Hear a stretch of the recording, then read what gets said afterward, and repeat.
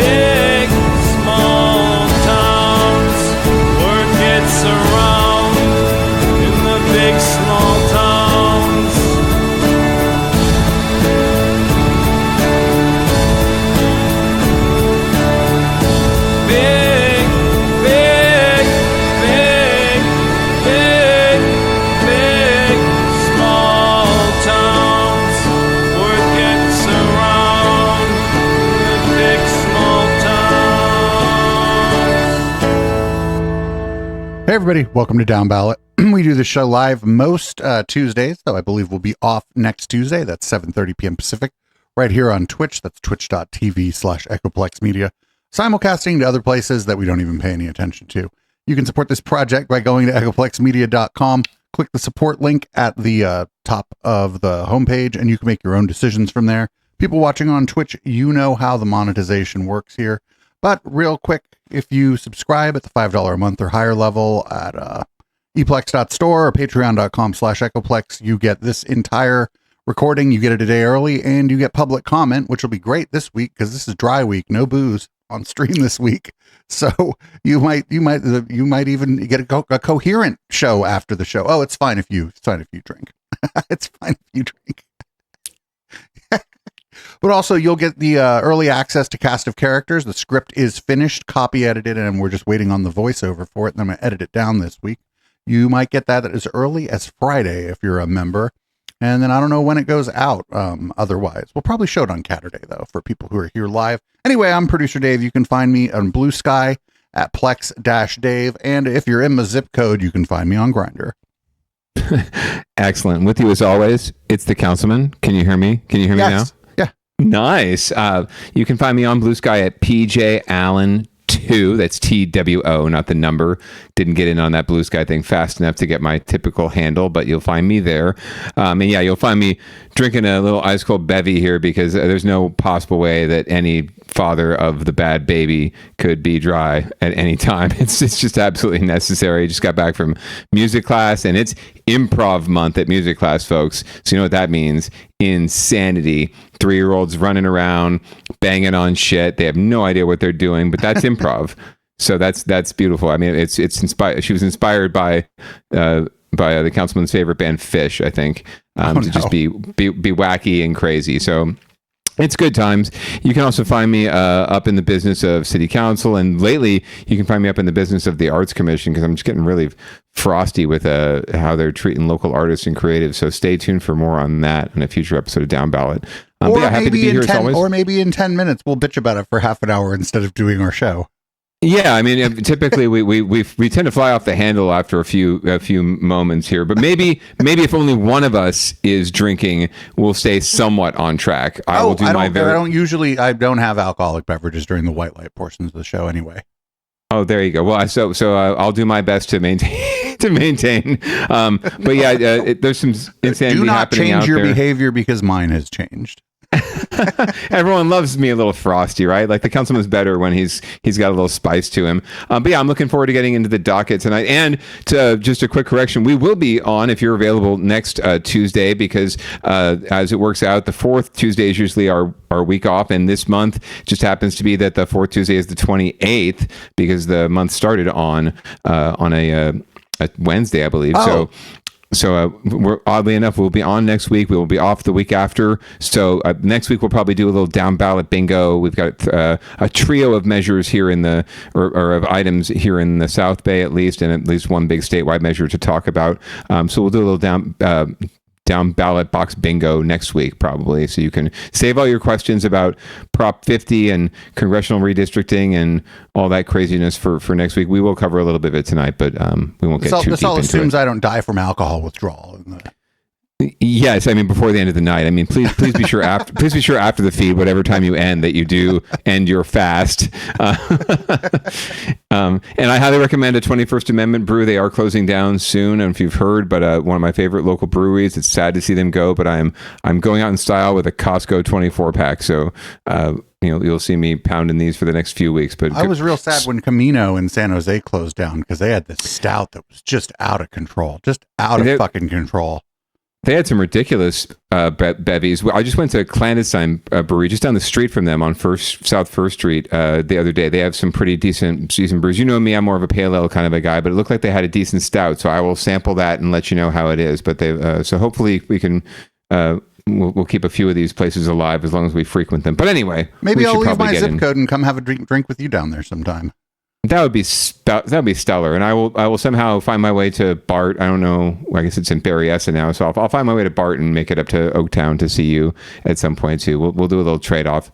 But we probably should. Anyway, that's not what we're here for. We should probably speak when we're not on the show. Actually, that might help with some of the endless bants. I think our fan loves the witty banter. So listener, viewer, thank you so much for joining us as always.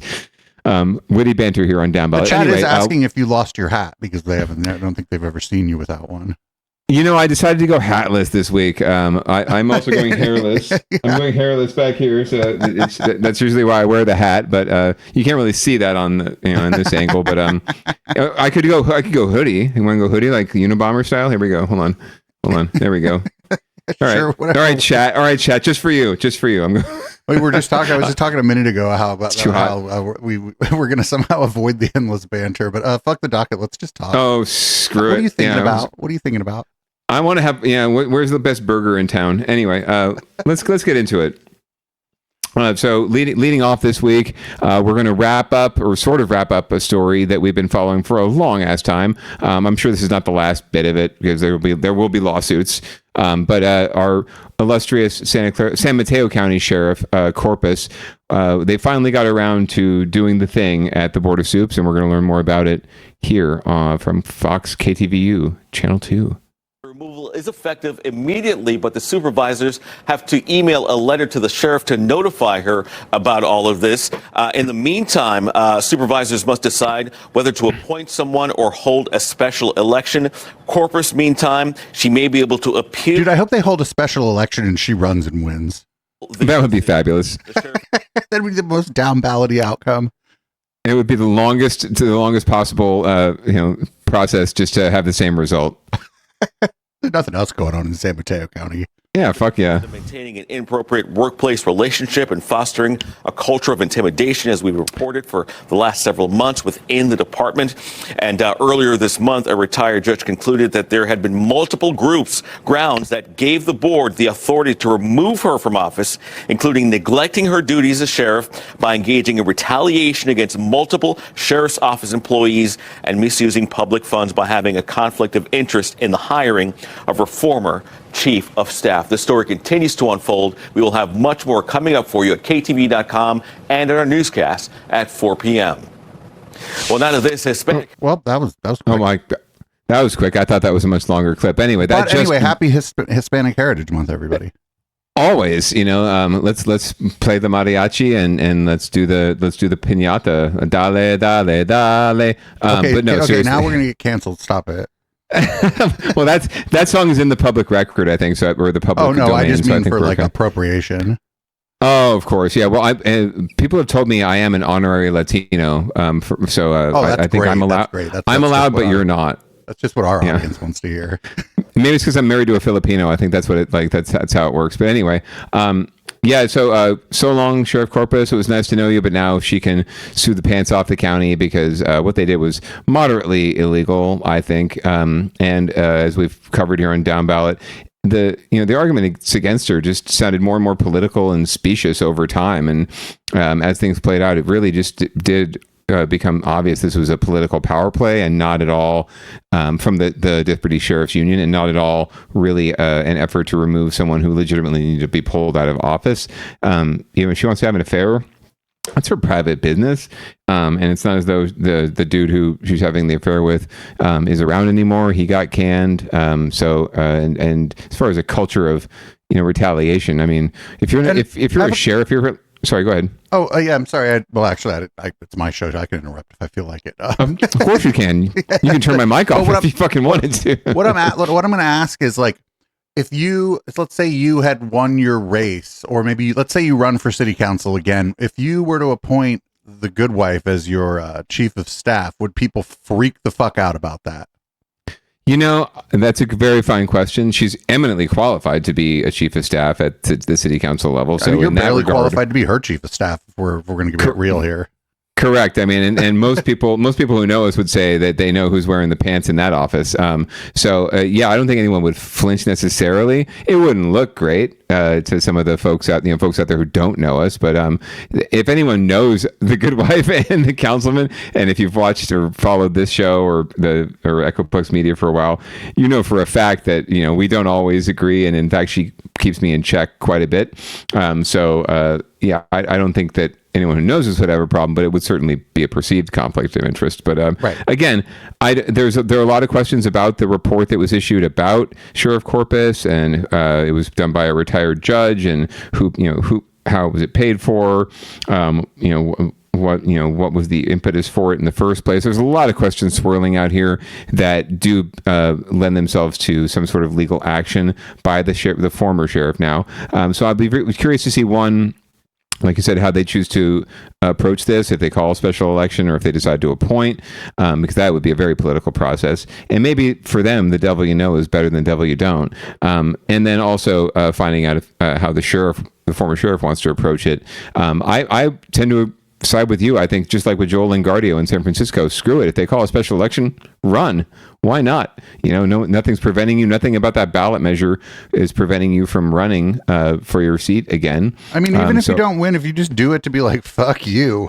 Fuck you. Make them spend a bunch of money propping up some other candidate, right? Like, let's go. The Soups obviously didn't know what they were doing. They could have sponsored a recall effort if they really wanted to. The deputy sheriffs could have paid for a recall effort. They got cheap, and that's pretty much what it is. They more than likely would have tried for a recall, but they didn't want to pay for it. So they got the supervisors to do their dirty work for them, and it just took a lot longer because when you go through a public process, it takes a lot longer. So if they try to recall, honestly, that would have been done by now, more than likely, and we might even have a new sheriff by now in a special election. But instead, they decided to go this route. So good luck to them not getting sued and not having to spend. They're going to have to spend a bunch of money on legal fees and so many other things. And all it's going to mean is that when people decide to run against these supervisors or run for their seats, or if if the sheriff decides to run, seek her seat again, she can absolutely point to the waste of millions and millions of dollars of public resources that could be spent on housing, on social services, on libraries, on so many public safety, even like on her office, right? So many things they could be spending this money on, and they're spending it on a political game. It's just silly season. So we shall see what happens. And I think there's an election next year anyway. After all this bullshit, it's going to be a really bad look if they just appoint somebody, because that person will just be seen as a crony, no matter who they are, how qualified they are, and whether or not they even had anything to do with any of this, right? Right, exactly. And as we've seen in San Francisco with Joel Lingardio looking like he's kind of gearing up to maybe run for his seat again that he got ousted from, it's a different electorate, especially if it's a special election, or even if it's next year, she waits until the regularly scheduled election. There's absolutely an opportunity for her to come back. She won once before and she could win again. And now she has, some malfeasance to lean on as well. And it's not as though crime has like gone out of control in San Mateo County in the meantime, right? Like nothing's happening there. Exactly. Like I haven't heard of the, burning, buildings burning or the streets on fire or smash. I mean, all the smash and grabs seem to be happening in San Jose and Oaktown and San Francisco, not in, San Bruno or Menlo Park. Or Half Moon Bay for that matter. I don't understand. This is all much ado about nothing. And I only understand it as much as I understand politics, and politics is a really fickle business. So if you want to get into public service, you got to be prepared to deal with some bullshit no matter what, which is probably why I don't feel like I'll be running again. Although, if you keep encouraging me, Producer Dave, I'll do it just for fun. Just run for president. Maybe. Why not? Just go straight for it like Matt Mahan. Yep. All right, let's move on to Down Ballot Watch. This is the stories that are... This is a politics show, but this is the stories that are like specifically about local politics. Though leading off could be from any of the categories, which is the good thing about leading off. Yeah, very much so. It leads right into this. That's one race. We're going to go to another race. There's a gubernatorial race heating up here in California for next year. This is a 2026 election, but it doesn't mean that candidates aren't already lining up. And one of the candidates who's entered the fray on the Democratic side is Katie Porter, former House representative. We all know her as the white boy lady from all those viral YouTube clips. But it seems like, and this is something I've heard, and the good wife and I have heard on the side, she can have a little bit of a temper. And gets a little bit sensitive sometimes. And I say that in a purely non-sexist way as much as possible. So we're going to see that testiness come out a little bit and the knives come out in an interview that she gave recently about the race. And this is from, I'm forgetting now, KTVU? Yes. 6 gubernatorial candidate Katie Porter is facing criticism from all sides after attempting to walk out of a recent interview. The former Orange County Congresswoman took exception to a reporter's question about appealing to voters who also voted for President Trump. KTVU political reporter Greg Lee breaks it all down and has reaction from some of the other candidates. I don't want to keep doing this. I'm going to call it. Okay. Thank you. You're not going to do the interview with us? Nope, not like this. I'm not. Not with 7 follow-ups to every single question you ask. Leading candidate for California Governor Katie Porter going viral for this exchange with CBS News California reporter Julie Watts, the former congresswoman threatening to walk out of the interview that began with a question over Prop 50 and Republican voters. What do you say to the 40% of California voters who you'll need in order to win, who voted for Trump? How would I need them in order to win, man? Well, that's a fucking valid question. Yeah, I mean, that's a substantial chunk of the vote, and at the end of the day, the only Republican candidate right now, until Mayor Ed 209. Oh, I'm sorry, he's a Democrat. Until he gets into the race, the only Republican right now is a cowboy from somewhere in the Central Valley who has very little chance of winning. So any Democrat's going to have to appeal to Republicans, just like Adam Schiff did, a couple years ago in his Senate run. So yeah, I think she's dreaming if she doesn't think she needs these folks. Oh, I disagree. I don't think she needs Republican votes to win the governorship. It's a 2-to-1 state. You will eventually. Like once you get into the runoff, you will need something because or at least it would benefit her in the primary to get to the runoff because there's so many Democrats running. There's like 8 Democrats running. They're all going to split the vote. To split the Democratic vote 2 times. 10 ways left of Sunday. So appealing to Republicans actually wouldn't be a bad idea in the primary because it's an open primary and they can vote for whoever they want. 60% of the vote. The interview eventually continued, but the damage was done. The crowded field of gubernatorial candidates jumping on the flub in bipartisan fashion. You can't be afraid to answer basic questions, and that was a question that was posed to all of us. They can't withstand the most basic questions. They totally crumble. That's why I'm running for governor. We've got to change all this. That guy gets the pocket watch vote.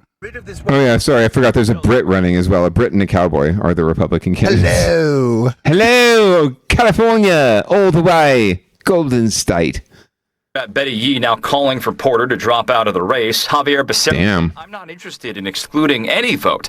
Republican candidate Sheriff Chad Bianco wrote on X, throw a tantrum on TV because you do not like the question. Katie Porter is just another unhinged Democrat who would complete Gavin Newsom's destruction of our beautiful state. The viral moment drawing attention to a race that had fallen under the radar. Have very little on the policy issues that separate them. So now a candidate's made a mistake, and the candidate that made the mistake is the front runner, and it allows every other candidate to sort of point and say, look, dumpster fire over there. Democratic consultant Andrew Acosta believes Porter will rebound from this, but Republican consultant Matt Shoup sees it differently. That is a textbook example of what not to do in an interview. It's amateur hour. I think there's going to be a lot of people that are going to be substantially less enthusiastic to support her campaign now, and this may be encouraging to other Democrats who have been thinking about getting into the race that haven't yet. Porter's camp did not respond to our request for comment. The former Congresswoman does have experience representing Republicans after she flipped a GOP seat in Orange County in 2018. Katie Porter is one of the only people running who's actually been in a purple district when she was in Congress. So I would think that she'd have a better chance to articulate that, but she definitely fumbled that in the interview this week. Shoup said it's a reminder to all the candidates that the governor needs to work with everyone. No matter if you're a Republican or a Democrat, if you're elected to governor, you represent the entire population of the state. You don't represent your party, and you need to be working for the good of the entire state and the entire population. Greg Lee, KTVU, Fox 2 News. So my take on this is that she was right, but then they bring up a good point that she flipped Orange County. And I think the right answer is, hey, I flipped Orange County. Some Republicans must have voted for me in Orange County when I flipped Orange County. So I'm going to run on the same message that I've always run on. It's integrity and, accuracy in government or whatever the fuck her message is, right? Yeah, I mean, especially this early on in a campaign, like I said, when you have so many candidates and the front runner is really, nomenclature. There's really no front. Right now. Doesn't mean anything right now. It's before the campaign's even begun. The only reason she's the front runner in polls is because she has probably the best name ID of anyone who's running now that Kamala Harris has decided not to run. But to say at any point that you're cutting off, and you don't need a certain, vote or a certain demographic. Hey, maybe that's your campaign strategy. Maybe you're not going to go after these votes. You don't say it on, in a live interview on TV, and you certainly don't. The old phrase is back when newspapers were a thing, like actual print newspapers, the saying was you don't want to get into an argument with someone who buys ink by the barrel. Right. That's exactly the case here. You don't do that live on any news outlet and now especially with the nature of the internet, right? Like that clip will never die. Now, Do I think she'll survive it? People aren't really paying attention at this point, and the other candidates are going to use this as fodder. Half of them responding from their car, I want to point out, because they were just so anxious that's how dudes fucking record themselves. It's like, we're doing this totally wrong. I don't even have a car, but I need to buy one so that we can make videos from cars. You know what? The bad baby only sleeps sometimes when she's driving in the back seat. So maybe one day I'll do the show from the car. But they're all falling all over each other to call this out, because like the guy said, like the consultant said, there's really not a whole lot separating, the Democrats, at least in the race. So any flub like this by any candidate is going to be jumped on. But I don't think voters will remember it, frankly. I do think it does speak to, what I have heard and rumors and that we have heard about how she is behind closed doors and how she treats her staff not well, and that she does have a little bit of a temper. But at the same time, I hear those things, and generally I figure it's just sexist bullshit and just calling an ambitious woman a B, right? Or saying that she's vindictive and she's got an attitude. You don't hear the same thing about men a lot of the time. So I tend to pass that off. But this is a telling situation where she, there's no need for her to get all feisty and testy like that and cut off the interview. You answer the questions, right? And I mean, not for nothing that the gal that's conducting the interview, like, it's just kind of disrespectful to her and to sure. Because the gal that's she's just conducting the interview and asking questions. It's in her outlet even if too. She's thinking that, she's like, oh, there's so many. She's like, all I have to do is get the most Democratic votes, and I'm the governor. But don't say that. Yeah, or you've trained anyone who's any politician, especially Katie Porter, who's been on TV, who's done these hits a million times. They know better. I hope it was just a bad day for her and she was just in a bad mood or something happened that had nothing to do with this interview and she was just ready to. But I'll guarantee you this: her media consultants, her communications consultants were pulling their hair out because they're like, "Good Lord, just platitudes, just tack back to your basic talking points. You don't need to engage like that. You can get through the interview and just parse it out and say say the things that are going to be that do the least harm, right? You don't need to call yourself out like that. She exposed herself, so if she does take a hit from this, she deserves it because she didn't follow the basic rules of engagement. But at the same time, I don't know if it's going to hurt her one way or the other. And again, like I said, once Mayor Ed 209 gets into this race, it's all over for the Democrats anyway. Right. Maybe we'll see. He will appeal to Republicans and he will be happy about it and won't make any qualms about it. He will have no shame about it and he'll talk all about it, how we need to appeal to a broad spectrum of people. We can't ignore a whole sect of the voters. He'll be right, but he'll also be completely on brand because that's exactly the kind of voters he's going to need to win. Yep. Well, let's see what do we got. Oh, Prop 50. Did you know that there are millions of dollars floating around in this Prop 50 thing? It's not like, I don't even think people are that invested in it. I don't know. I think special elections, like the more I've observed them, they seem more and more like grifty, right? Like where people whose job it is to, they're just political grifters essentially. They hear special election and like a fucking dog, their ears perk up. They're like, ooh, like this is a very little consequence. And if I fall on my face, but I get the bag, I'll be fine during the next cycle. Sure, and the bag is much bigger when it comes to a special election because it's not as much in the ballot for the money to spread around, right? So We're going to find out who's spending money. This is the proposition that we'll talk more about it next week, but it's the designed to counteract Texas and the other GOP-led states that are rejiggering their congressional districts to try and give Trump more seats in Congress. So California is returning in kind through this proposal, and we're going to find out who's spending the most money on both sides of the race here. Chances are you've seen the ads both on air and online. Prop 50 is Governor Newsom's pitch to redistrict California in order to gain more Democratic seats in the U.S. Congress, all because Texas already did the same thing to tip the scales in favor of Republicans. Senior investigator Begad Shaban has been digging into the campaign finance records to find out some of the biggest names who are for and against this prop. I mean, they went open secret. They said open secrets. They did. Yeah, this is one of the most consequential propositions to hit a California ballot in recent years, and it has the price tag to prove it. We're talking upwards of $200 million have been spent trying to convince. Oh yeah, somebody. There's a grift. There's political consultants they're just loving this. It's what we call the consultant class or the consultant industrial complex, and I was part of it in a very small way, in a local way before, but I never subscribed to this kind of just BS where folks are just trying to make money and pay off their friends and get their own vendors, paid for mail and TV and internet ads. And everyone's making money, and the voters are the ones that lose eventually. To vote one way or another. This issue even pits two popular governors against each other. Current governor Gavin Newsom and former governor Arnold Schwarzenegger. Those in support have doled out more than $132 million so far, while the opposition has received $78 million in donations. So who exactly is behind those dollars? Well, on the support side, the California Nurses Association is one of several labor unions donating, shelling out more than $3 million. The California Teachers Association is another supporter.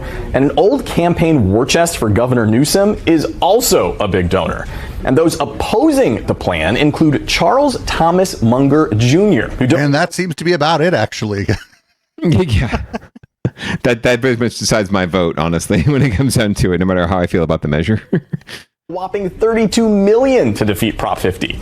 He's actually a physicist who inherited a fortune from his businessman father, and he's the very person who actually championed reforming California's redistricting process more than 15 years ago, using his own wealth to push for the creation of an independent commission to draw districts.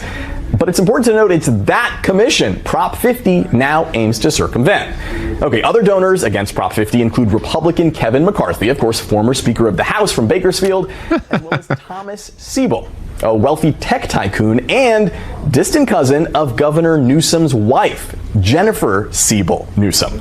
Now, Prop 50 is designed to create 5 additional Democrat-leaning districts, which would remain in place through 2030. After that, the state would actually go back to giving that independent commission the power to draw districts. Democrats do hold a supermajority status here in California, but convincing voters to pass their Prop 50 plan will not be easy. That's according to a political strategist who has worked with leaders on both sides of the aisle. There's kind of a rule of thumb in campaigns where if you have to explain 2 things, then you're losing, right? You can't explain something kind of about Texas and then try to explain how it relates here in California. I think what's all right, homegirl just called the voters stupid.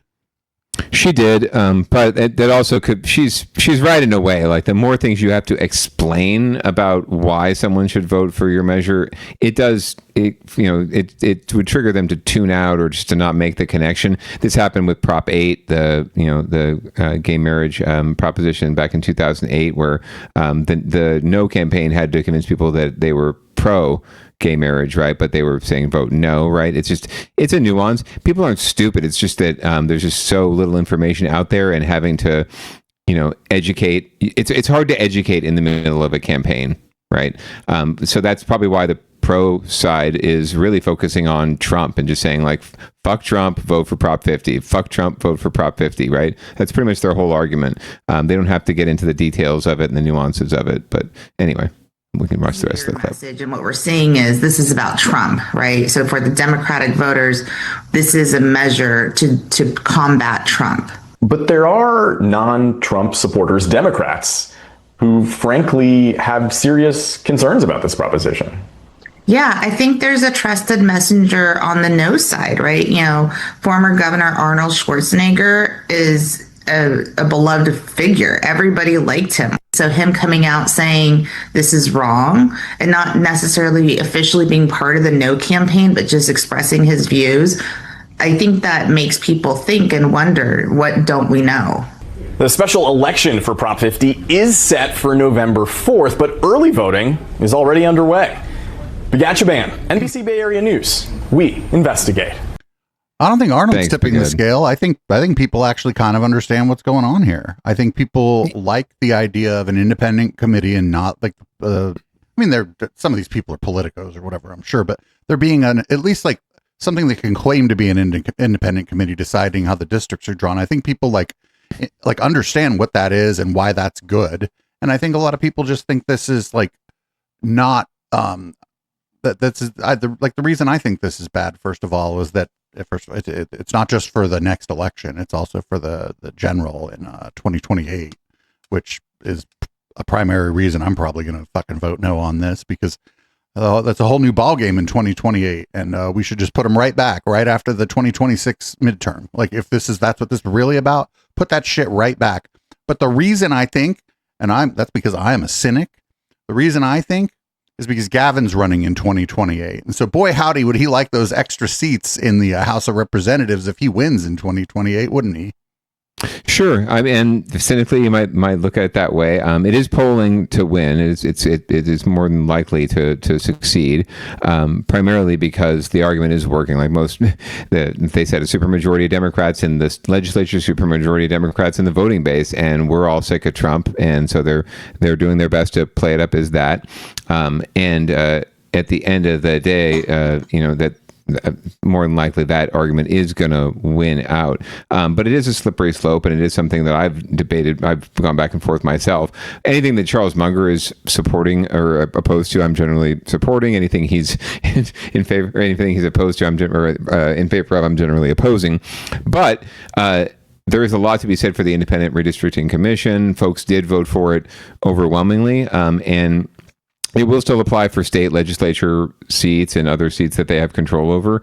But yes, the timeline is a little sketchy. The reasoning and the logic is somewhat sound, but it's sort of like fighting fire with fire, and the unintended consequences are what I worry about, and the precedent is what I worry about. But at the same time, I also understand that we are dealing with, a question of, is our democracy at stake, right? Is the future of the country and the covenant we've created on the line? And in a way it is. I don't know that Congress is going to be the determining factor there. We've already got a Supreme Court that's pretty much Trump appointed, so that's going to be screwing us over for the next 40, 50 years, regardless of who's in power, Democrats or Republicans. So I feel like the damage has already been done in a way. I'm going to vote yes, more than likely, just because I can't stand the folks that are on the other side, and I'm actually excited to see Democrats, getting off their ass and trying to do something to fight fire with fire. But again, slippery slope, and since it is Gavin's measure and he's putting forth most of the money, you are not wrong to think cynically about this and to think that he's thinking about his own personal gain. And he is, and he's also positioning himself more and more with this measure, as a nationwide figure, as a strong, as a strong Democratic candidate for the presidency. Some random person that we haven't even thought of yet is going to come in and clobber his ass in the fucking primary, though. So. Yeah, I mean, right now, there's no telling. Like this early in the race, right in the we're still in the first, folks will recall, we're still in the first year of the new Trump presidency, right? We have 3 more years before we really get into the race. So anything's possible. I mean, Matt Mahan could be running for president by that point. Well, that's who's going to come in and clobber Gavin. Right. He's already trying to, right? He's already angling for that, cops. Really. Right. He's already angling for it. So real quick, one of the reasons, how you said you don't like this, I forget it, Munger, fucking the one thing that if we're voting like for personal grievances, Doug LaMalfa, who represents like Shasta County and Nevada County, he's going to get his district drawn away, and I fuck Doug LaMalfa. Yeah. So we're just voting on like, is it going to fucking make somebody we don't like extremely unhappy? Well, then right. Yes. Right. I will say this. We'll get to it next week. Maybe I'll pull it up. But Tom Steyer, sort of leftist Democrat activist, former tech bro, threw a bunch of money in this race, and he's put out probably the best ad I've seen about this race that pretty much just lampoons Trump. It's wonderful. So if the Democrats can stay on message and stay with, this is to fight Trump. There's enough will out there that it will pass, and it would be dangerous, I think, for any Democrats to align against this simply because of that dynamic. But that being said, yet to be seen. We're still, a few weeks away from the final vote and final tally, but we'll see what happens. So we're going to move on to winners and losers, where there are no winners unless you liked somebody and then they probably got like fucked over, honestly. That's very true. That's very true. And we're going to hear more about how the losers really in this situation are San Francisco, usually. The San Francisco people. Speaking of tech bros, Mark Benioff, the head of Salesforce, got himself in a little bit of hot water in his progressive little town of San Francisco because of some things he said about wanting to create more security around his big old conference that happens once a year. And we're going to hear about it from KTVU. Benioff says the National Guard should be sent in if they can act as law enforcement, while the San Francisco Police Department faces a shortage. Good evening on this Saturday night. I'm Christina Rendon. His comments come just days before Salesforce's convention, Dreamforce. Live coverage tonight from KTV's Betty Yu. And Betty, tonight, many city leaders say they can handle the crime and police staffing without federal help. That's right, Christina. They are pushing back, saying that they don't need or want this kind of federal intervention. I spoke with many locals and visitors alike tonight. They say they feel safe here, and they've also noticed that the streets are significantly cleaner in recent months. Salesforce CEO and billionaire Mark Benioff made headlines after he stated that President Trump should deploy the National Guard to San Francisco. In a New York Times phone interview from his private plane, he said, "We don't have enough cops, so if they can be cops, I'm all for it." His comments come days ahead of Dreamforce, a major conference expected to draw 45,000 people. Benioff says Salesforce is covering the cost of hundreds of off-duty officers to patrol the area. SFPD currently has 1,500 officers. Benioff wants 1,000 more. Mayor Daniel Lurie's goal is to add 500. We are doing everything we can to drive crime down, and it's working. It's down 30%. Shit, is he trying to get a cake thrown at him? What's going on here? Lives in San Francisco are coming back. DA Brooke Jenkins warned she'd prosecute anyone, including federal agents who harass residents. So to Mr. Trump, we don't want what you have to offer here in San Francisco, nor do we need it. Each and every day, we have been doing what we need to make San Francisco a safer city. In downtown San Francisco, visitors and residents alike praise the city's progress. I haven't felt unsafe since I've been out here, not one time. What do you think of the street conditions? I tell you, I like that they have those people in the pink cleaning up. They pick up whenever you see anything, they're picking up behind people, so I like that. I've never seen that either. It's just preposterous. It's ludicrous. It's as crazy as him sending the troops into all the other cities as well. This city is vibrant. I don't know what the National Guard would do here. There's nothing for them to do, except maybe, help pick up trash or something. I don't know. Sending the National Guard in, sending the Army, like military in, like you're instigating these sorts of things. State Senator Scott Wiener said sending in troops would violate the law. We do not need the U.S. military, National Guard or otherwise here in San Francisco. That would be illegal. It's completely unjustified. And that would be just part of Trump's authoritarianism towards U.S. cities. And Benioff spends most of his time living in Hawaii, and he told the New York Times he wasn't sure just how many days a year he's in San Francisco. We should note that Mayor Lurie and State Senator Scott his own island and shit. Support Salesforce, and they welcome Dreamforce, especially that huge economic boost we're expecting. It should be around $100 million this year. Christina? Betty Yu in San Francisco tonight. Betty, thank you. I mean, you should deploy somebody to follow Tony Robbins around to make sure he doesn't grab somebody's tits without their permission. Like, what are you talking about? No, absolutely. It's just more of a tit for tat, titties for titties, back and forth. It's just really funny to hear, Mayor Ed 210 and DA Brooke Jenkins saying we don't need this, but hey, we really want the money from Dreamforce, right? We really want them big dollars. So they're doing everything they can on one hand to add more police officers, to create more of a police state, because they want to keep Dreamforce in San Francisco and want to keep reaping the economic benefits. And at the same time, they're going to do the political thing and say, no, Trump's wrong. The National Guard isn't needed here, and try to placate the progressive voters that dominate, the vote here in the Bay Area and in San Francisco especially. And at the same time, embrace the MAGA tech right and their big dollars, because the economic they need those dollars to pay for all those cops, right? So it's an interesting political two-step that they have to do here. But at the end of the day, it's in service to what? More cops. And not for nothing. Like, I mean, it's not. Does this guy want Dreamforce to be the site of a protest with about like fucking 50,000 people because he asked Trump to deploy the fucking Gestapo, and then Trump deploys the Gestapo, and now everybody from the entire Bay Area that is mad about the Gestapo is now hanging around Dreamforce? Like, yeah, I mean, I think he realized once the quote came out in the New York Times, that he needed to backtrack, and he clarified that it's really about public safety, and whether it's the National Guard or more San Francisco police, we just need more eyes on the street, more bodies out there with guns, and we can go 9 rounds about whether or not that's the way to solve public safety, but that's really where he realized he stepped in it, and he's got to recognize that even though he doesn't live in San Francisco, he understands the San Francisco politics, and and he understands that that could cause a massive disruption to his little conference. Oh yeah, dude, if literally he requested it and then Trump did it, the protest that would be organized in San Francisco at the site of the Dreamforce fucking event would be fucking massive.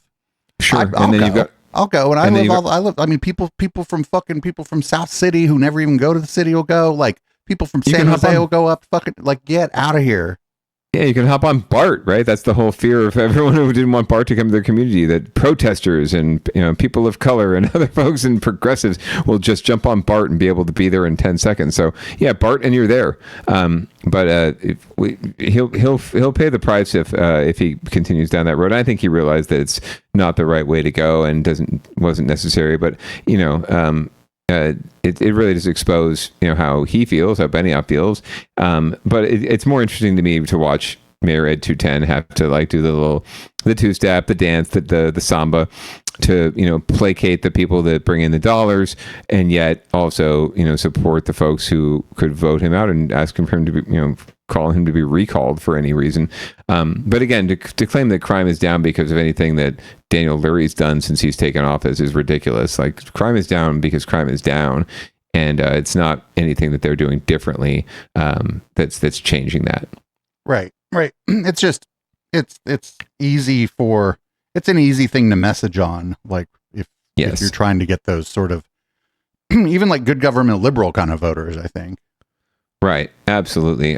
So it's a good political win to push back on this, but it's just funny how in the same voice, in the same breath, even they're talking about the hundreds of millions of dollars of economic impact and how they want to keep Dreamforce here. But really, if there were protests outside of Dreamforce, you'd have a lot of calls from folks within that community to, let's go somewhere else. Let's do it in Houston or Austin or Atlanta or somewhere else that's not here, that's not going to raise that kind of ire. And then Benioff does have a problem because he has invested here in San Francisco. Like, he built a freaking skyscraper here. It's not as though he can just pull up anchor and leave at any given time, and Salesforce can't just leave. It would be a massive undertaking. So anytime he threatens to leave San Francisco, it's usually just a threat. That's all it is, a veiled, just a vacant threat.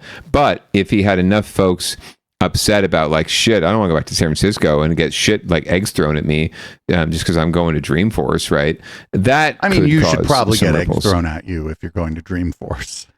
Well, I mean, it feels like you get egg in your face just naturally and figuratively anyway going to Dreamforce.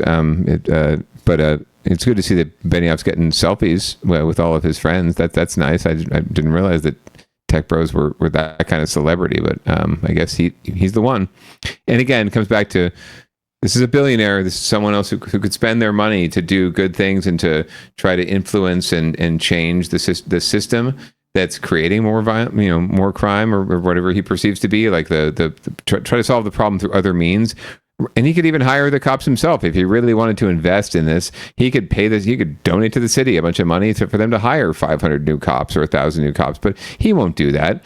He'll just bitch and moan until someone gives him his way, right? And gives him a bunch of public dollars to do it, because God forbid we lost Dreamforce. God forbid we lost that economic impact. God forbid we didn't support the burgeoning tech industry here in San Francisco and Silicon Valley. So yeah, I find all losers across the board here, and the true losers are the people of San Francisco and the progressives who have to put up with this bullshit. So we're gonna move on here to this used to be one of my, and I just have been remiss in not going. This used to be one of my places to go, favorite places to go people watch. One of my favorite events to go do some people watching. Yeah. But it appears that Fleet Week will have no U.S. military involvement this week in San Francisco because of the shutdown. And here is NBC Bay Area to tell us more. The show must go on. Today, the pilots and sailors started to arrive for the scaled-down version of Fleet Week. The military will be performing, but it's the Canadian and Colombian military. Fuck yeah. This is the AMC Gloria on her way into San Francisco Bay this morning. She's the ceremonial flagship of the Colombian Navy here for San Francisco Fleet Week.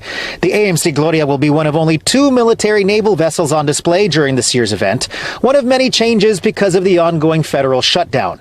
The Fleet Week show will go on, but without any U.S. military involvement. Together, these events showcase the best of who we are, a city that honors service, celebrates community, and welcomes people from all over the world. You may have noticed the Canadian flag behind Mayor Lurie. This event is usually staged in front of a U.S. naval ship docked near the Bay Bridge, but this year it was staged at Fisherman's Wharf. There has long been an international representation here at San Francisco Fleet Week, but because of the absence of the United States military this year, there's simply more of a focus on that international contingent. The U.S. Navy's Blue Angels will also be absent, but the Royal Canadian Air Force Snowbirds, another precision flying team, will take to the skies. The air show that's going to take place this year would be a world-class air show. It stands on its own, whether or not the Blue Angels come. We're kind of spoiled, and we love the Blue Angels, but boy, I got to tell you, this is going to be a hell of a show. First of all, we're very excited the Snowbirds are back because I think the last time they were at Fleet Week was 2017. So we're just glad to have them back. We're glad to be able to showcase the amazing skills of our Canadian pilots. A civilian precision jet aerobatics group, the Patriots, will also be taking to the skies. And of course, the United Airlines 777 will still swoop in over the bay. But this year's parade of ships will be very different. The only vessel joining the AMC Gloria on display will be the Canadian HCMS Nanaimo. Both ships will be open for public tours. In San Francisco, Sergio Quintana, NBC Bay Area News. So they talked about like an American Airlines 777. Doesn't that just happen sometimes anyway? Because of the fucking airports? SFO is like right out on the bay. Oakland Airport's out on the bay. If you want to watch some big old planes take off and land, you can just go out to the airport and park yourself in the cell phone lot and watch. But this is kind of interesting and good on big ups to the Canadians. Honestly, like they're always playing second fiddle to the Blue Angels and the Thunderbirds, and so now they get their own play. And speaking of going viral, the video of Daniel Lurie speaking in front of a big Canadian flag, someone has to make some hay out of that sooner or later. That was just glorious. And just, again, bending over backwards to try and sell San Francisco and get people to come out and spend their money. That's really all it's about. It's not about the patriotism or any of that shit. It's really just about people spending their money. Honestly, like for me, like drunk in shape Canadians, Colombians, American military, like hanging out at the bars in the Castro. I don't give a fuck. Yeah, what are you all about? I want to. Anyway, so it actually did go down, I think, this last weekend, and seems like there was no worse for the wear. I'm sure they made their money. I'm sure Fisherman's Wharf and Pier 39 and all the businesses made their dollars. And the Canadians get a little play, and the Blue Angels get a week off. Hopefully, they're furloughed and not laid off, and they'll be back next year. But we'll continue to follow that on Downballot. The same color as the Democrats. They're probably actually going to get keel-hauled. They're going to get court-martialed. Yeah, especially if they have any of that DEI going on. If they have some sort of DEI plan for how they recruit their pilots. Anyway, moving across the bay to your now hometown, there, producer Dave. The Oakland police are going to be looking once again for a new leader. And we've heard a little bit about it previously on Downballot. We're going to find out more about the chief resignation from NBC Bay Area. For the 6th time in less than 10 years, Oakland is searching for a new top cop. We were the first to report that Police Chief Floyd Mitchell turned in his resignation. Comes just one day after the mayor's State of the City address, where she championed the city's falling crime rate. NBC Bay Area's Felina Jones broke the story and has reaction from community leaders and details about what comes next. The chief's resignation today follows a long list of revolving chiefs that have come and gone throughout the city of Oakland. Today, that's sparking concern and frustration among the community over the future of public safety. Sad day. The chief has done some good things in Oakland. It's been a year and a half since Chief Floyd Mitchell took over the Oakland Police Department. During his tenure, the city has seen its crime rate drop and progress towards ending decades of federal oversight. He's the 6th chief to leave the department in the past 5 years and the only permanent chief in nearly 15 years to resign. The others were either fired or forced out. We're going to do the work to ensure that we get a police chief that is committed to stay. And also, we have to talk with the chief to see where the pain points were, and we need to structurally fix that in our government. Chief Mitchell has not provided a specific reason for leaving, but in a statement thanked Oakland and his department, saying in part, "I'm incredibly proud of the men and women of this department and the collaborative working relationships forged with the community and business owners to reduce crime." Among other accomplishments, Chief Mitchell recently fought for and got a change in Oakland's controversial police pursuit policy, giving officers more power to engage in pursuits. Co-founder of public safety advocacy group SAFE, Carl Chan, met with the chief and safety partners last week. We're talking about how to work together and make a safer city for all of us. And we are planning the next step and to continuing with this conversation. But now that the chief is leaving, so it's going to be kind of frustrating for all of us. Tonight, Oakland's police union is also raising concerns about the instability at the top of the department, noting the impact on morale and effectiveness as OPD staffing numbers continue to decrease and pushing the city to do more to keep the cops they have. You have to figure out a retention plan for every rank in this police department, a retention plan that create an environment that we can sustain here, that we can serve the community. And the mayor tonight looking toward the search for the next top cop, saying in part, "The women and men of the Oakland Police Department have my full support as we work together to ensure a smooth transition and continue building on the progress we've made for Oakland's residents." Chief Mitchell's last day will be December 5th. In Oakland, Felina Jones, NBC Bay Area News. I don't have any information about, I have no idea why the guy resigned. No, and it's and he didn't really get into detail. There's a lot of speculation. It's surprising to me. I mean, in San Jose, we do not, in the South Bay here, we do not have a police commission.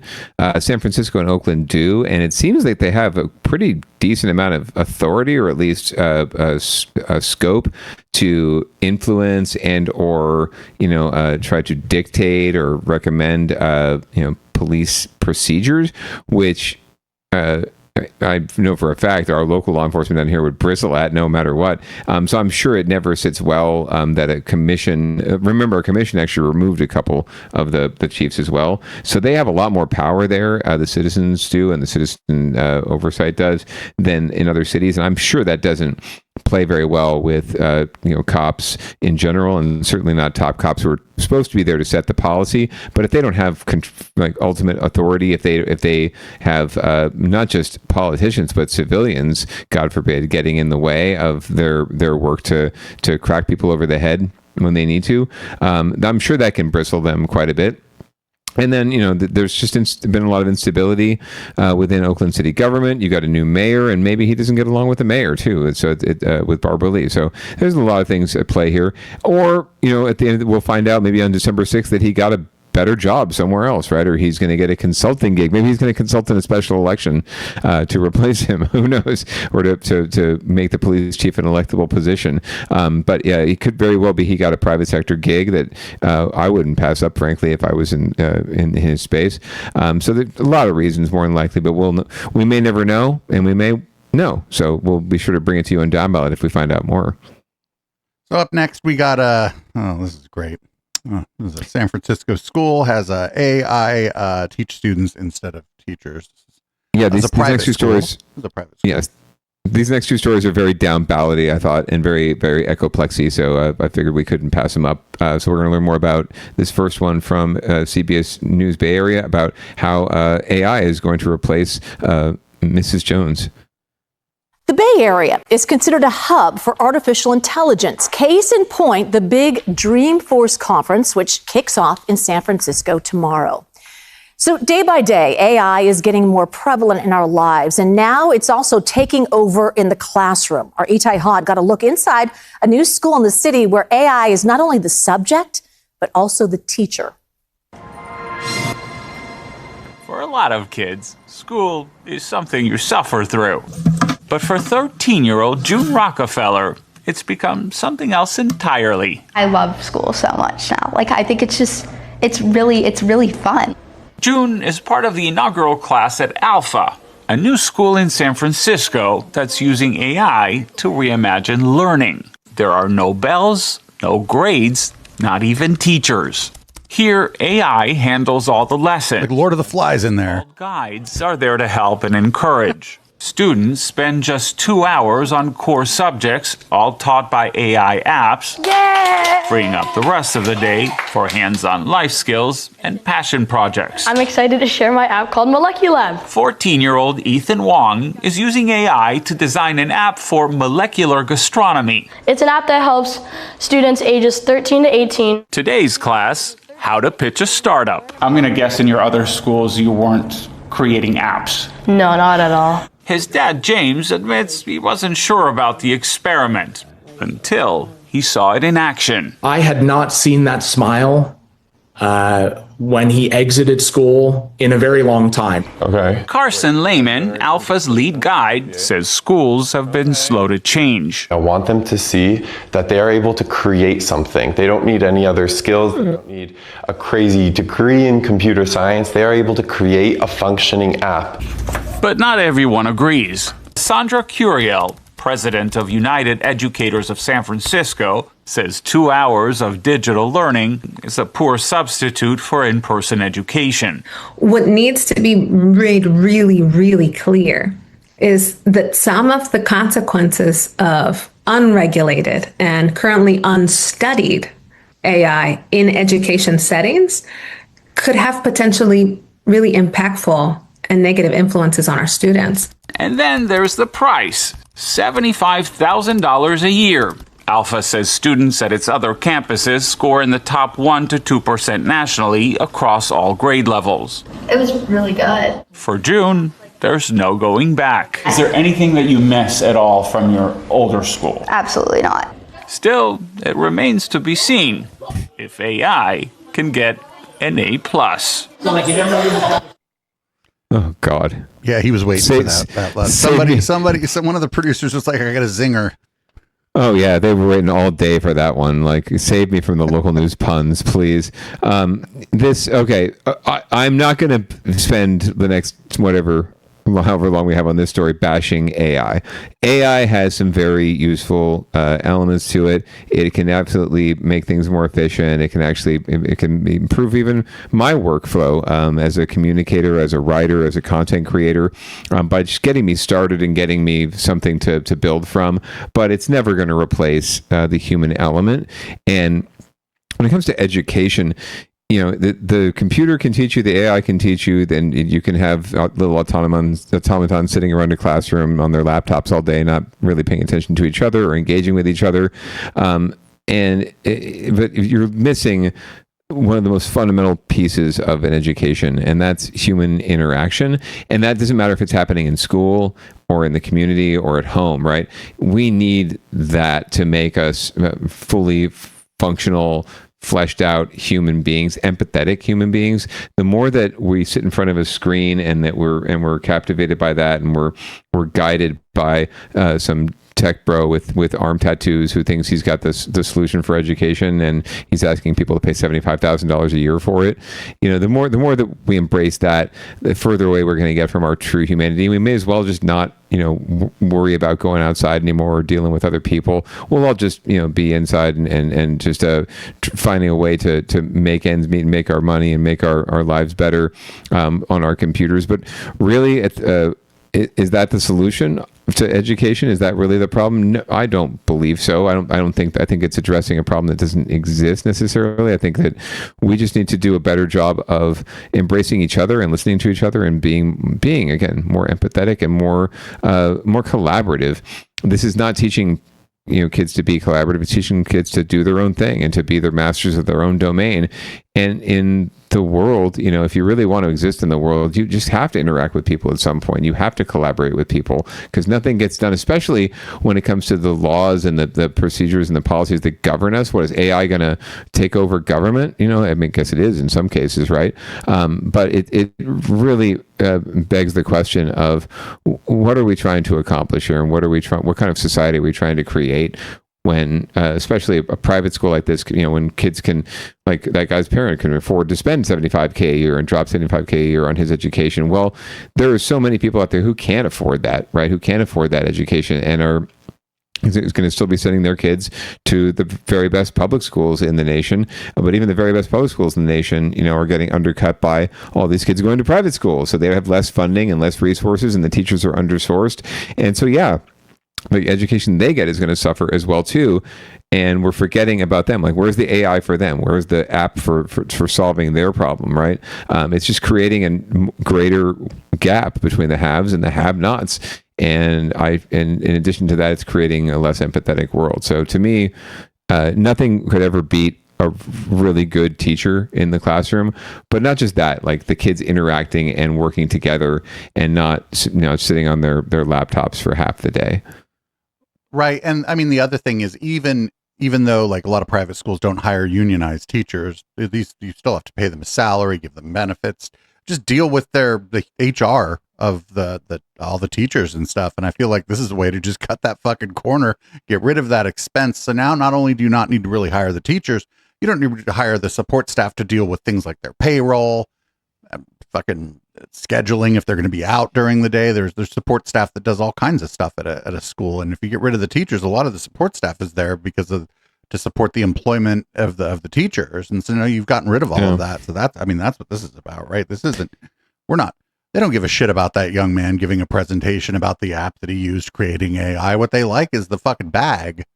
Oh yeah, the board of directors and the investors and the donors, they love this. We're saving money and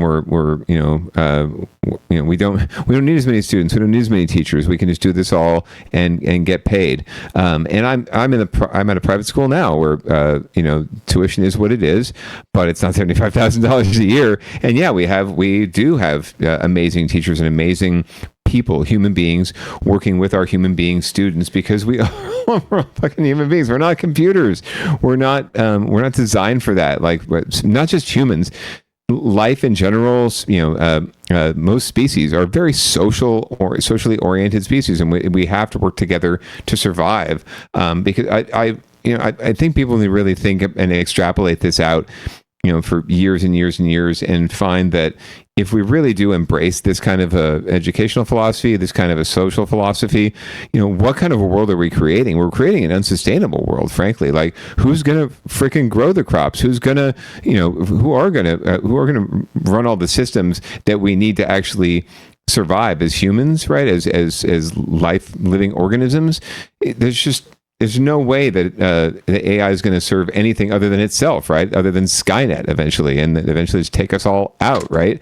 And we're buying right into it. We've seen the movie, we've seen how it ends, and we're buying right into it. Or at least if we have the money, we're buying right into it. But even a private school like where I'm at is suffering from cost of living and other things forcing people out. And people can't afford to pay the tuition anymore, or can't afford the rent anymore, so they're moving away. So we're suffering from low enrollment too, not just the public schools. And is this the next thing that's going to be taking folks out of our system, taking humans out of our system and replacing them, as long as you can afford it? It may be, and it's just not going to solve. It's not going to solve anything in the long run, from what I can tell, in terms of making us a more sustainable society and a more compassionate and collaborative society. All right, well, let's move on to the next one, because I think that the chemtrails people are going to be excited about this one. This one is so downballot-y and echoplexy, I just couldn't resist putting it on the docket. But we'll learn more from the folks at KPIX about what this is all about. In tonight's Project Earth, a free new tool can now help you track what is invisible, small, harmful pollutants. It's done in a similar way that meteorologists track approaching storms. Part of the initiative began right here in the Bay Area. Ann Makovic takes a look. Late afternoon in San Francisco near Crissy Field, there's time for a last-minute game of fetch, some windsurfing, and a sand castle. Vanessa Brownstein and her son Nicholas love the fresh air. I grew up in Los Angeles, so I feel like the air in San Francisco is almost so much better. And it feels cool. But when it comes to air He's like, it's hot as fucking LA. There is growing concern over a tiny airborne threat. It has long-term effects. Dr. Tanya Payapilli heads up the nonprofit Breathe California. She is concerned about fine particles or particulate matter. The particulate matter is like 30 times smaller than your hair, human hair. And that goes deep and penetrates into the lungs, and it stays there. Fine particulates are created by burning fossil fuels. They play a role in heart disease, lung problems, neurological disorders, infertility, and more. Now, for the first time, a groundbreaking web tool visualizes this often invisible health threat. We think this will really help people realize it's much more common than you think to be exposed to dangerous levels of air pollution. Gavin McCormick is co-founder of Climate Trace, which just launched the free tool measuring plumes, the airborne clouds that contain these particles. The tool uses satellite technology and advanced atmospheric modeling to track the plumes from more than 660 million sources worldwide. You can see in your neighborhood, by your house, maybe where your kids go to school, you can see how much pollution is happening there and where is it coming from. The idea all began at Cal. While at UC Berkeley, McCormick, along with other researchers, created a nonprofit called Watt Time, which, with satellites and AI, measured power plant emissions around the world. And then Al Gore calls and he says, I've been waiting since the 1990s for technology like this. This is amazing. That led to Climate Trace, a coalition of 150 different nonprofits and universities. The group monitors and publishes greenhouse gas emissions and now plumes of particulates. If your child has asthma or a member of your family has difficulty breathing for other reasons, you can see exactly where it's coming from. Here's a day's worth of plumes in the Bay Area, their paths directed by wind and weather, the health impacts yet unknown. One major source, domestic and international shipping. We see a lot of tanker ships come in and out of the bay. So I understand that this is a big city and we need to bring things in and out, but maybe is there a way we can do it in a way where it doesn't hurt the air? Air that Nicholas finds just right. Not too windy. You should do the weather. Too cold. The group will soon release more findings and solutions with the hope that we'll all breathe easier. No offense, Paul, but I want him to do the forecast after this. McCormick Climate Trace is now actively seeking to partner with public health institutions to connect the plume data with established health impact models. To check out the tool, just go to our website, kpix.com. I'm going to do a satirical live stream because there's live streams where people are just fascinated by anything they can zoom in on. So I'm going to do a satirical live stream and just zoom in on this map because there's like 6 or 7 people we watch that basically just zoom in on maps. And they're like, look at this thing here. Look at this here. And I'll be like, look, there's an oil plant. Where do you live? Let's find out what's going to kill you. Also, the chemtrails people are going to be pissed because it doesn't show the airplanes. Yeah, seriously, this is really only telling part of the story, and I'm curious about where these, how they identify these plumes and how they're tracking it. They're using satellite technology. How much does it cost to get your factory removed from the map? Right, that's a very good point, right? It's also one of those things. I'm not saying that particulate matter and things of that nature, microplastics are not a problem, but I don't appreciate this kind of tactic where you're pretty much riling people up. And they mentioned solutions, but no one really said anything about what those solutions are. Like, what's going to happen? Like, one lady did. She's like, maybe we could find a better way, like to power these ships. Right. I mean, she's saying that, right? But it's not the whatever the tech bro or their startups that are saying that. They're just scaring people by showing them these crazy maps with things floating all over the place. Do you want to take a wager for how long it is until we find a conspiracy theorist that is zooming in on these maps and doing just absolutely brain cooked content? Oh, sure. Similar to the folks who had the big fan or whatever that could suck the particulate matter out of the sky, right? Wasn't there some crazy startup that was trying to do that, create a big cloud that would suck up all the particulate matter or the pollution? But again, they're firing people up, just like Mayor Ed 210 and 209 are firing people up about public safety and we're out of control and the homeless are responsible, when really they're not proposing any solutions that are actually going to change anything. In fact, they're just making it worse. And maybe it benefits them for it to be worse. Maybe it benefits these folks to get people scared because they'll want to see the plumes. They want to see where's it going. But what are you going to do if you live in one of these places? Especially if you can't afford to move anywhere, it's not like you're going to be able to move.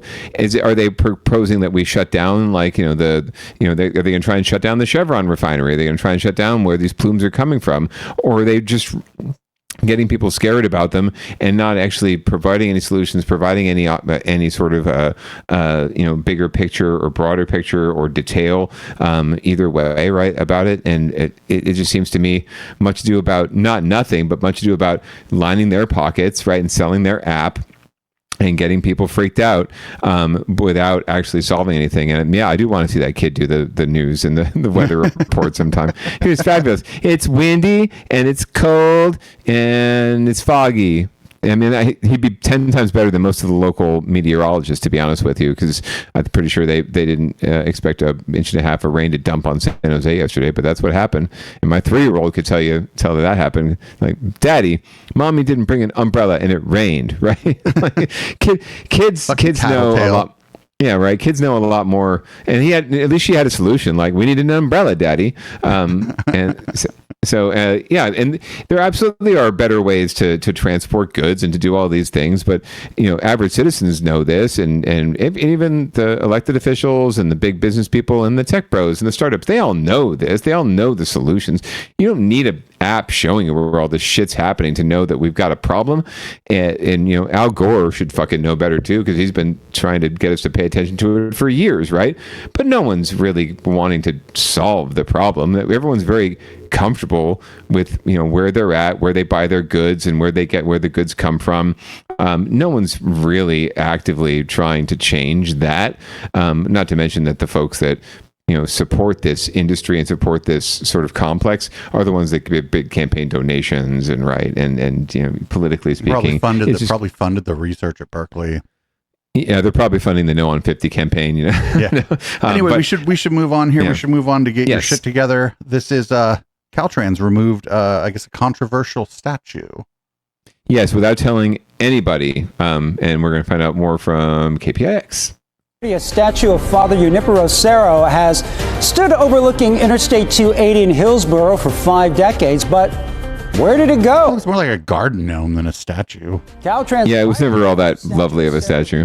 And the decision is reigniting a debate over the 18th century missionary's legacy. Brad Hamilton has reaction.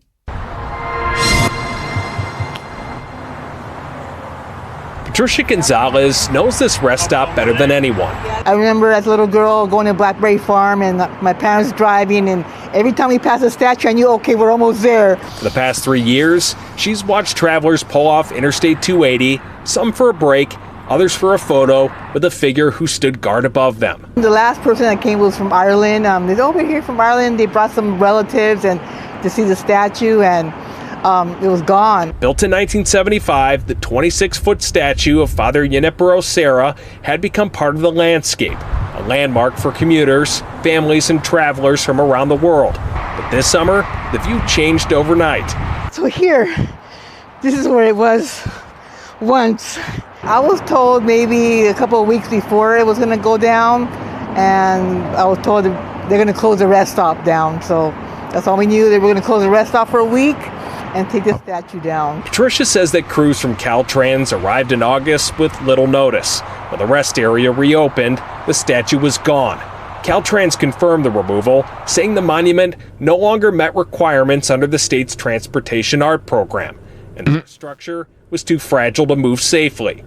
On its website, Caltrans says that this art program installs artwork that represents communities' unique aesthetic, environmental, scenic, historical, and cultural values. Sarah, an 18th century Spanish missionary, helped found the first of 9 of California's 21 missions, but he has a complicated legacy. To his supporters, he's a symbol of faith and heritage. To his critics, he represents a painful era of colonization and the suppression of indigenous people. Greg Castro, a cultural leader with the Association of the Alani Tribes, has fought for years to see the statue come down. One of the responses when these things are proposed is that we're going to erase history. And my response to it is the statue erases history, ignoring a large part of consequences and aftermath of the work that he did. And then there was reaction from San Francisco's Archbishop Salvatore Cordileone, who said he was not told about the statue's removal before it happened, and he sent us a statement saying, quote, "No one has fought for St. Sarah because apparently officials from Caltrans and the Transportation Art Program didn't consult with anyone who would give them a different opinion from them. Would we expect this treatment if it happened to be associated with another religious organization? I think shut the fuck up. Father Sarah was canonized as a saint by Pope Francis in 2015, and his statues have become targets of protests in the past, including in 2020, when one in San Rafael was vandalized with red paint, and in San Francisco's Golden Gate Park, where it was toppled by dozens of protesters. But today, the hillside in Hillsborough, where Sarah's statue once stood, is empty. Just a patch of earth above the rest stop Patricia still runs. People are going to miss it. People still come look for it every day, and that's sad. And while the debate over Sarah's legacy may continue for years, for Patricia, it's simpler. It's about a piece of local history that's now just a memory on the drive home. Again, Caltrans did confirm that this statue was removed in the month of August, and there are no plans to replace it.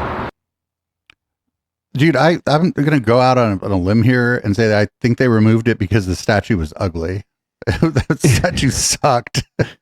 Well, that's kind of what they're tacking to, is the public art angle of it. It was never the most aesthetically pleasing statue, but then again, there's plenty of public art out there that I think is butt ugly and some that's great. But that should never necessarily be the reason for removing or placing anything in the public realm. I think if your fucking statue could be confused for a garden gnome just in its aesthetic, I think we should get rid of it. I don't give a fuck who it's honoring.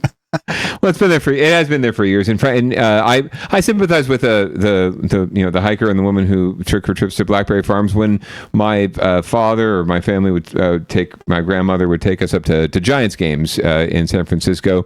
Something I always keyed on was that statue. I had no idea who this fucker was. At the time I had no idea what it represented. I just saw some dude pointing like, "Hey!" Right? It was a cool statue. It was a cool thing. It was like the Flintstone house. It's actually very close to the Flintstone house in Hillsborough.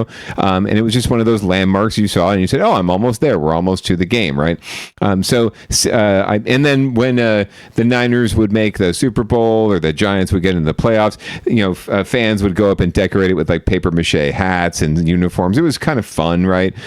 So it was always in that kind of vein for me. So there's a sympathetic place in my heart for it as not a cultural icon or some sort of historical icon, just as a space, a landmark of some sort, a touch point. But it has, Father Sarah has set off a good amount of controversy, but the bishop's also right. It's like this story is on Get Your Shit Together because it's about Caltrans getting their shit together, or Caltrans getting their shit together, and it's Caltrans. And it's disturbing to see that regardless of what the impetus was, that no one was consulted. They obviously didn't want to have to deal with any kind of public input or blowback from one side or the other. They just said, we're going to go ahead and do this, and damn the torpedoes, and beg forgiveness later, and it's gone, right? No one, and there was no removal, there was no transport of it or just relocation of it. They just didn't want to deal with it anymore. If they would have put that shit in a museum, I would have made sure to never go to that museum with their ugly ass fucking statue.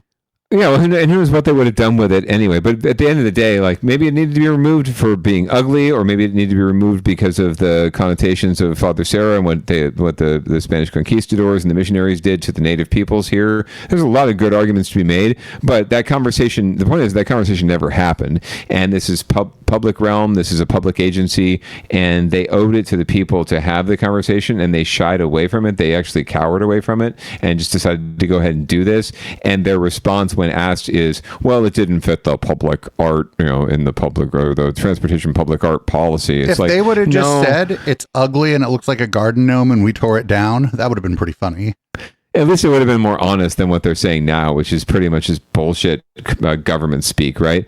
So get your shit together and at least have a public process. Like, I noticed it myself. I drove past, I'm like, wait, the statue isn't there. I mean, I know that there was some bitching and moaning about Father Serra recently, but did they finally just take it down because it wasn't safe anymore? Or it was just too butt ugly? Who knows? I noticed it wasn't there, and then 2 weeks later, I saw the story about it being removed. So even someone like me who's like with it, right, and tapped in, and we do this show for God's sake, and we try to cover local news on the regular. We weren't even aware of what was going down. So at the end of the day, you can't avoid the conversation if it's public will, if it's public dollars, if it's public space. You have to have the conversation. That's what this is all about. You can't just AI your way out of it. You can't just do it and expect no one to notice. People will notice, and people will take umbrage if they weren't involved in the conversation, even if they supported removing it, right? They didn't even tell the people that, like the tribes and other folks who would have been supportive of it. They didn't even bother mentioning it to them. They didn't want the attention. They didn't want to have to deal with it. And now the attention's coming after the fact when there's nothing to be done. So they really don't have to pay like serious consequences. And again, most of these folks aren't elected officials, so there's really no consequence there. It's just really disappointing and not all that surprising to see another public agency shying away from a difficult conversation, because that seems to be the MO these days. No one wants to have the difficult conversation. Mayor Ed 209 and Ed 210 can continue to spread their narratives of whatever they want about their cities, because no one's willing to confront them and have the difficult conversation, because they don't want to piss off one faction or another. They don't want to get recalled. They don't want to upset MAGA. They don't want to make waves in any way, shape, or form. They just want to be able to go on with their lives and just and enjoy their lifestyle maintenance. But if you're in public service, if you sign up for public service and to be at a public agency, you have to deal with the public. And that's something I've always believed. And no matter how I feel about it, yeah, I think the thing was freaking ugly and looked like a garden gnome too. But I would never shy away from that conversation. I would welcome it. I would welcome if you want to call it controversy, you want to call it uproar, whatever. That's what it's all about. In this, I mean, that's why shows like ours exist, is that people make dumbass decisions like this without consulting the public, without involving the public, and we're here to call them on it. So that's why they're on Get Your Shit Together this week. Great. Well, we're going to move on to another thing. It's a public interest, human interest story, or in this case, like a pumpkin interest story. And I have some thoughts based on the thumbnail that I saw for the thing. I have some thoughts about maybe what they should do with the rules, but we'll talk about we'll let the clip play before I complain about the pumpkin.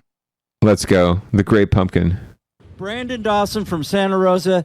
Thanks for coming to Half Moon Bay. Let's see how much it weighs. 2, 3, 4, 6. Wow. A new winner was named today in the annual Half Moon Bay World Champion Pumpkin Weigh-Off. The new champion from Santa Rosa is earning just over $21,000 for his prize pumpkin. ABC News reporter Zach Fuentes spoke with the winner ahead of the weigh-off. Got a lot of whipped cream with that. The pumpkin is from Pescadero. Here we go. 727. Weak. That 727-pound pumpkin, considered one of the smaller ones at the 52nd Annual Half Moon Bay World Championship Pumpkin Weigh-Off, drawing in dozens of pumpkin growers and spectators. It is a fun guessing game. It doesn't matter. You can look at that pumpkin. It can be a smaller pumpkin, could be weighing more than the other pumpkin. Pickup trucks carrying the largest pumpkin started arriving at 5 a.m. Monday in Half Moon Bay. Some estimated to weigh more than 2,000 pounds. Brandon Dawson from Santa Rosa was 2024's second place winner with his 2,465-pound pumpkin. I lost by 6 pounds. His pumpkin last year, losing to Travis Ginger's 2,471-pound pumpkin.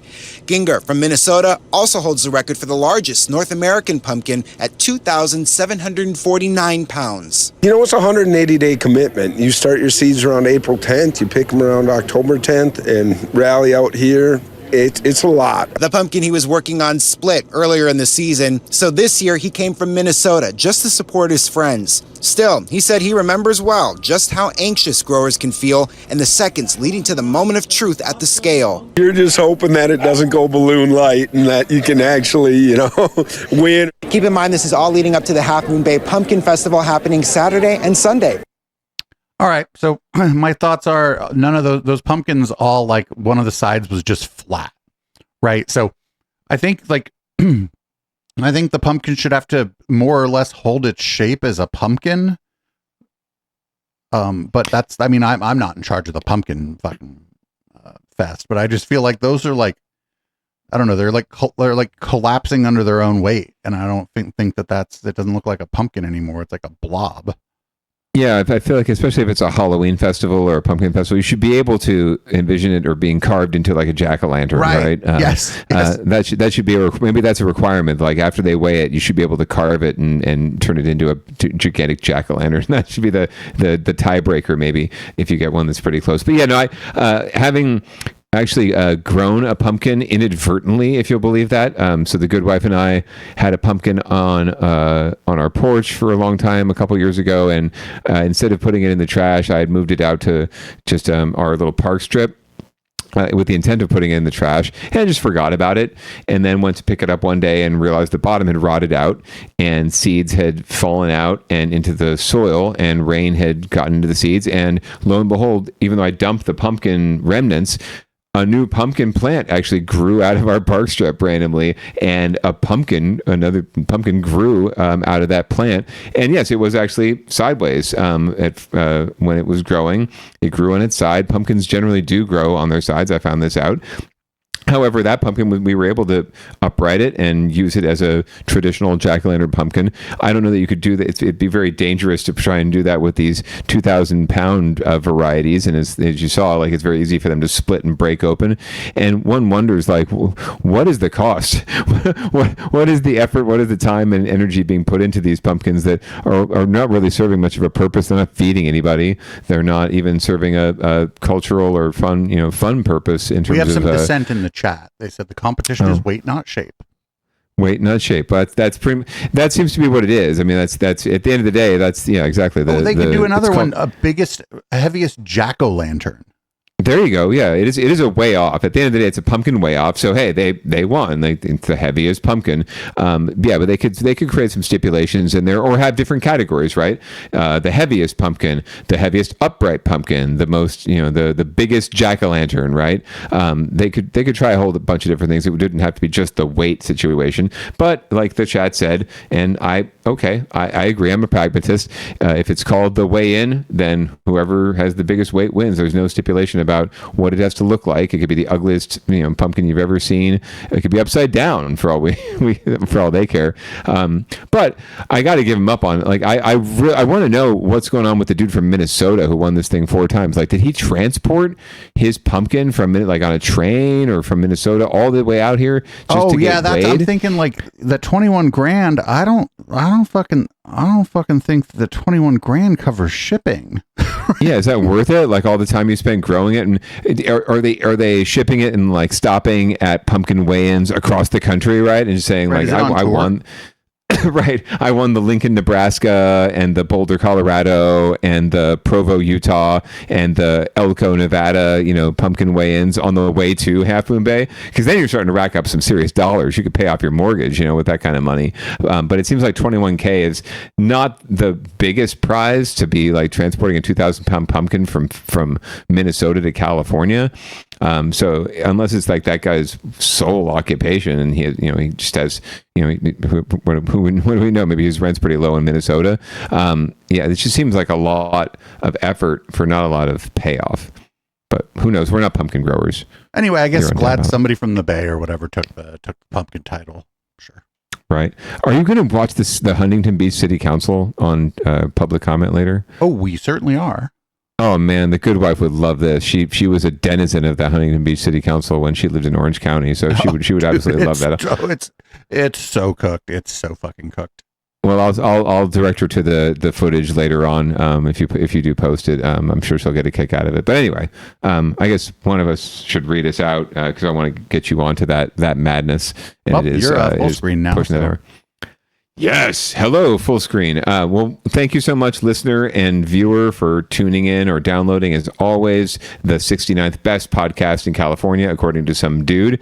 We strongly encourage you over the next week to get vaccinated because COVID is out there. It is a real thing still. You don't have to wear a mask, but it's recommended as well. Pants are totally optional. We understand that those can be constraining, so let it fly. But make sure you got your mouth in a mask and your dong can hang wherever you want it to. And we'll see you next week. We will see you next week on Tuesday night, as usual, 7:30 Pacific for the next episode of Downballot, and we'll be off the week after that.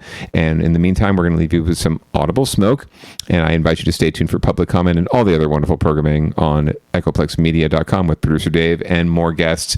Thank you so much. Peace out.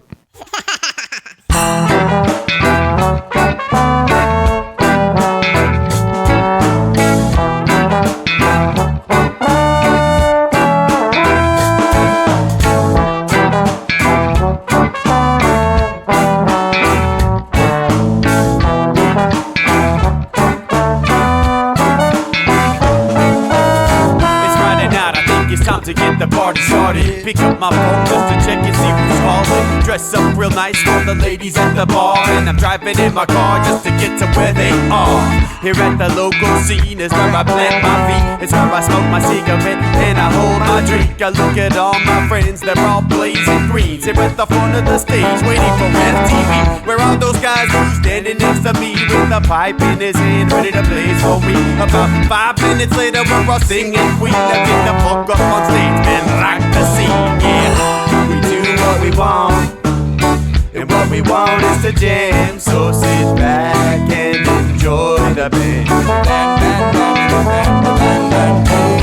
We do what we want, and what we want is to jam. So sit back and enjoy the band. Enjoy that band. I turn and head back to the bar for a refill, man, because you know where we are. We're headed out to the car to smoke another one and another one. Now just when the magic starts kicking in, I hear relapse playing, you know it's time to head in. Alright everybody, now it's time to grab a new drink. Spark it if you got it and then pass it to me, yeah. We do what we want, and what we want is to jam. So sit back and enjoy the band. We do what we want to do, and what we want is to jam. So sit back and enjoy the band. Enjoy that band. Last up on the bill for the show tonight is Down and Dirty at 5, so we're headed outside to spark up another joint. Now who's got my lighter? Stoner E, of course, shouldn't you be inside? I'm all up in this bitch, being who I gotta be. I'm fucked up like the U.S. economy. The truth is that I don't think logically. Stoner E take you on a psychedelic odyssey. Now inside motherfuckers is rocking me, and outside shit we smoke a lot of broccoli. Rocky the roller, yo, that sexy girl be jocking me. Ain't too drunk to fuck, but I'll probably do it sloppily. We do what we want, and what we want is to jam. So sit back and enjoy the band. Enjoy the band, enjoy the band. We do what we want, and what we want is to jam. So sit back and enjoy the band. Molly say that he like jamming, and he hope he like jamming too. Well, I gotta say, thank you, Bob, we do. Yes, I gotta say, thank you, Bob, we do. Well, Bob Marley said that he like jamming, and he hope he like jamming too. Well, I gotta say, thank you, Bob, we do. Yes, I gotta say, thank you, Bob, we do. We do what we want, and what we want is to jam. So sit back and enjoy the band. We do what we want, and what we want to do, what we want is to jam. So